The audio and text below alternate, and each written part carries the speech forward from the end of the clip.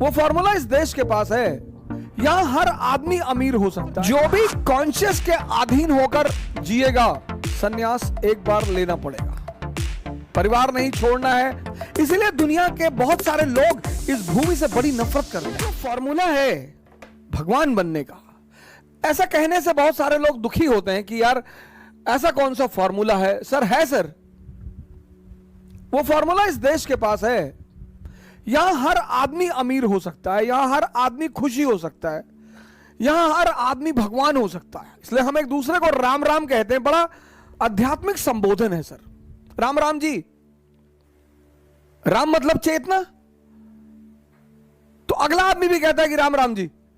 राम का जो मतलब है ना सर, राम का जो शाब्दिक अर्थ है वो है चैतन्य, कॉन्शियस। और जो भी कॉन्शियस के अधीन होकर जिएगा, यही रामचरितमानस का संदेश है सर। रामचरितमानस का जो सबसे कोर संदेश है वो ये कि हर व्यक्ति को जिहाद करना पड़ेगा, धर्म युद्ध करना पड़ेगा। अब जिहाद मैं नहीं कहूंगा, मैं माफी चाहता हूं, बड़े सारे हमारे मुस्लिम दोस्त खफा हो जाएंगे। रामचरितमानस जिहाद कह रहा है सर, जिहाद ही कह रहा है सर। वो भी जिहाद की हर व्यक्ति, हर वो इंसान जो पैदा हुआ है, जो इंद्रियों पे जी रहा है, उसे अपने चैतन्य पर आना पड़ेगा। और उस चैतन्य पर आने की जो मिनिमम समय सीमा है वो है 14 वर्ष। साधना करनी पड़ेगी। अगर मिनिमम, मैक्सिमम तो 14 जन्म हो सकते हैं, 1400 जन्म हो सकते हैं, अगर समझ में ना आए तो। सूत्र क्या है? हर व्यक्ति को जीवन में सन्यास एक बार लेना पड़ेगा। परिवार नहीं छोड़ना है, पत्नी नहीं छोड़नी है, मां बाप नहीं छोड़ने हैं, बच्चे नहीं छोड़ने। ये सब ड्रामेबाजी की बातें हैं सर, ये सब शुद्ध ड्रामेबाजी। ये भारत को इस संस्कृति से दूर भगाने की। हर व्यक्ति को, मैं हर हिंदू नहीं कहूंगा, हर व्यक्ति को रामचरितमानस पढ़नी चाहिए। हर व्यक्ति को। परिवर्तन का सूत्र है सर। क्योंकि जो राम कौन है? प्रभु राम। प्रभु राम वो है जो चैतन्य के स्तर पर जी रहे हैं,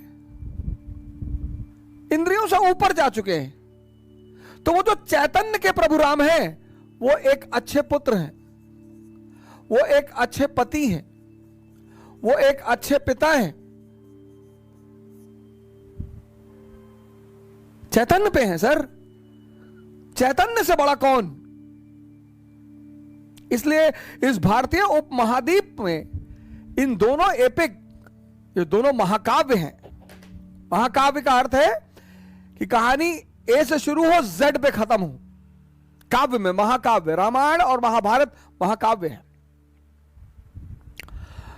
तो राम, हर व्यक्ति इस देश में ईश्वर बनने के लिए पैदा हुआ। हम धन्य हैं जो हम भारत भूमि पर पैदा हुए हैं। भगवान आज भी टहल रहे हैं यहां, संतों के रूप में, मुनियों के रूप में। पता नहीं कौन हमारे जैसे आदमी को, वो याराना का गाना है ना सर, मेरी जिंदगी संवारी मुझको गले लगाकर, बैठा दिया पलंग पर मुझे खाट से उठाकर। मेरे साथ तो यही हुआ सर। प्रभु ने मेरा हाथ पकड़ लिया और एकदम जमीन के निचले स्तर से उठा लिया सर।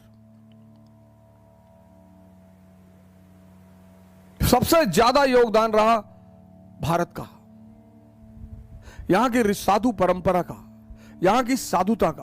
कोई कुछ भी बोले सर, मेरे लिए तो सदगुरु भगवान है, मेरे लिए तो पंडित रविशंकर भगवान है, मेरे लिए तो आचार्य रजनीश भगवान है, मेरे लिए इस देश का हर संत भगवान है। धर्म उसका कोई भी हो सर, वो मुसलमान संत भी हो सकता, हालांकि संतों का कोई धर्म नहीं होता, लेकिन एक कैटेगराइजेशन।